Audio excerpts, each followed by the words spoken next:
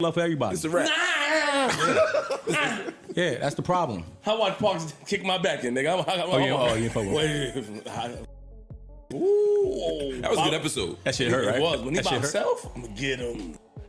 Parks was one of my great motivators when I first came up here, yo. Like, What you think went wrong? Talk like that. Talk to me outside. Niggas changed. But Flip, what you think goes wrong in all these situations? I think that you know what it is. I think Parks put the business first. And I think that when something... Where we break down everything going on with the Joe Budden podcast and the co-hosts on and off the mic. All right, listen to this. I gotta keep it real. I missed yesterday's upload, my bad. But hold up, I tapped into the Patreon episode and the interview. And yeah, I'm sitting here with mixed feelings about that whole situation. And it's not just me. You could clearly see Mark Lamont Hill wasn't fully rocking with it either. But that's a whole separate breakdown for another day. Right now, I'm skipping past that interview part. Flip was this close to turning everything up. I'm talking about he was ready to shake the room, and Joe knew it. Every single time Parks gets directly called out, watch his face. It's like a deer caught in headlights. He always looks stunned, like, wait, you really about to go there? To the point where I'm starting to think there's some unspoken rule in their contracts, like nobody's allowed to come at Parks like that. But Flip, yeah, he's past that point. And you can tell because his own platform is heating up again.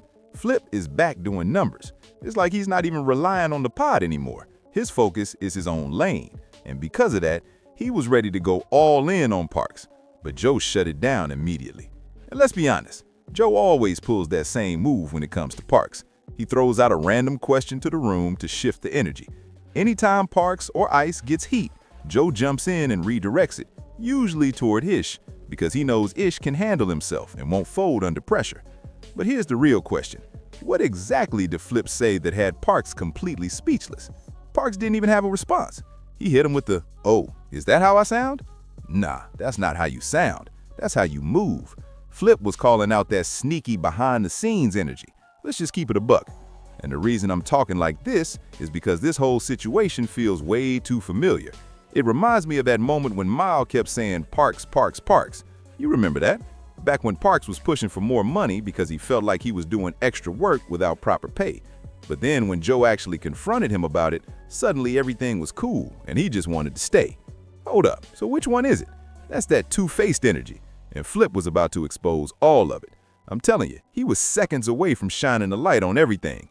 There's a reason he singled Parks out specifically, because if Flip is smart, and I think he is, he's studying those playbacks carefully. One watch, he's locked in on Joe. Next watch, he's focused on Mark. Again, that's from Flip's lens, not mine. Then he cycles through everybody else. And when it comes to Parks, that's where things get interesting, because Parks has that slick, subtle delivery. And I've been saying this for a long time. There's a reason he's known for those one-liners. Even his jokes carry this tone like he thinks he's above everyone else.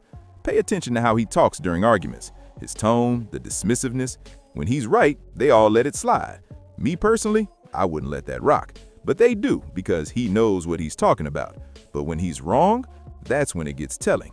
He can't take an L. He just pivots fast and moves on to the next topic like nothing happened. Now if Flip is catching on to all of this, and then he sees the little shots Parks is throwing at him, oh yeah, now it's personal. That's why Flip said, "When it's just you and me," oh yeah, that right there says everything. And honestly, this points to a much bigger issue in my eyes.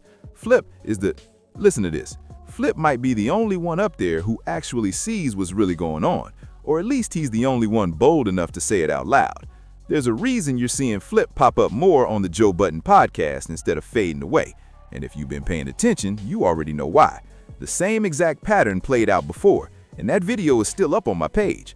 Hold up, remember when he got suspended the first time and they tried to spin it as PTO? I told y'all back then, nah, I heard what I heard. And guess what? I was right in the end. The first time this went down, Flip was already calling things out. Joe didn't like that energy, so what happened? Suspension. But what Joe didn't expect then, and clearly didn't expect now, is that Flip would go crazy on his own platform.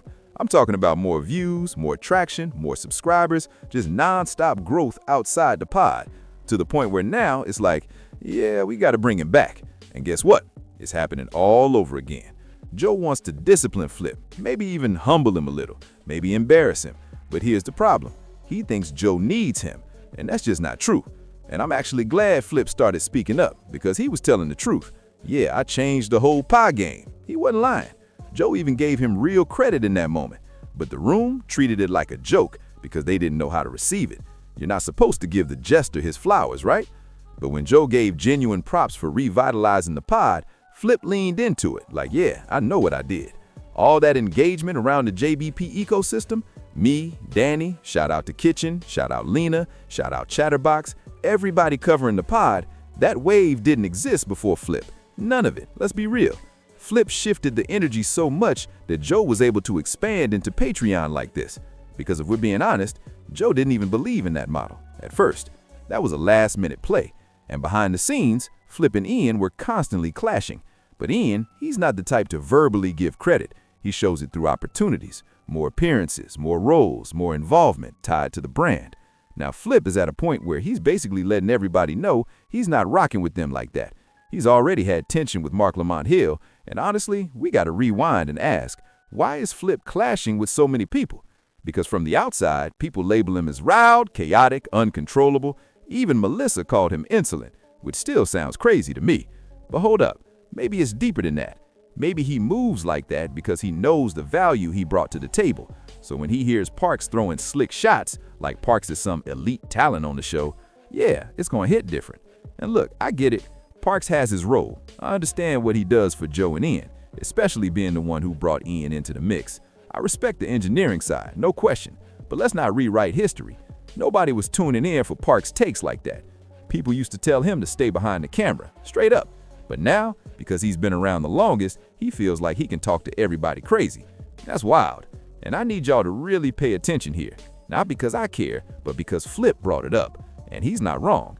And you're about to see this same pattern play out with B. B. is getting sharper every episode. He's getting more comfortable. And if Joe don't pull him aside and tell him to chill on Ice and Parks, it's gonna get real. Because B. is not backing down. And when that clash happens, you're gonna see the real version of Parks. And after that, watch, they'll never go at each other again, because that behind-the-scenes conversation will happen. You can't challenge Parks, you can't critique him, you can't call him out, but here's the difference. Flip agitates, B. analyzes. Flip talks reckless, B. comes with logic, with music knowledge, with real critique. That's why he circled back to that musicality debate when another Swiss Beats beat came up. And yeah, Parks had the textbook definition right, but I don't agree with how he applied it to that beat. And we've heard Parks work before. I don't think he can critique Swiss like that, but that's another conversation. And yeah, if it feels like I'm going hard on Parks, it's because I am. There's way more I want to say, but I'm holding it for the next blow-up, because trust me, it's coming. Every time Parks gives that side-eye look, yeah, something's building. He's not letting this go. He's gonna throw shots at Flip, but now Flip's back is against the wall on the network, and instead of folding, he's gonna swing back at everybody, and they're not gonna know how to handle it. So they'll start labeling him again. I just need y'all to stay locked in, because this situation is far from over. It's just getting started. And yeah, Flip is trying to keep it cool with Ice for now, but those shots at Parks are coming. And honestly, he needs to keep that same energy across the board. Nobody deserves a pass. Nobody. If anything, when it comes to Flip, nobody's been giving him grace anyway. And if I was in his position, I'd just go quiet. But hold up, he already did that. For months, sitting there, barely talking, letting the room breathe without him just to prove his worth. Because when he's silent, the show feels different. It feels older, slower. That's the reality. But Joe saw that too, and instead of leaning into it, he started adding more voices, more people. And what they're not realizing is that's also a setup. More people means less time for Flip. Joe even said it himself. He's not doing this forever. He can see himself riding this out long term with Parks. And Flip knows that. So yeah, he's not gonna go at Parks directly on camera. He's sending signals instead. I see you, I hear you, I know how you move when I'm not around. But he also knows Joe values Parks too much, so he's playing it smart. But Parks, he's not letting it slide. And that's why I brought up B. Because he's the one who's actually gonna challenge him, not Flip. B. is gonna feel his intelligence being tested, especially in music conversations. And since Parks operates on the boards and behind the scenes, he's gonna think he's always right. But eventually, B. is gonna stand firm and make it clear he don't owe them anything. And once that barrier breaks, you're gonna start seeing more people test Parks, hopefully. Because as much as others try to act like everything's equal, I don't see them stepping up like that. But seriously, start watching Parks closely. I don't usually go this hard in my breakdowns, but this isn't new for me. I've been saying this. And then you check the Patreon comments, and it's mostly people defending Parks nonstop. Newsflash, he's not doing that for you. He's not going out of his way like that. So take everything I said, process it, and come to your own conclusions. Drop your thoughts in the comments. If you rocked with this, hit that like button. Subscribe if you haven't already. And if you already tapped in, you know the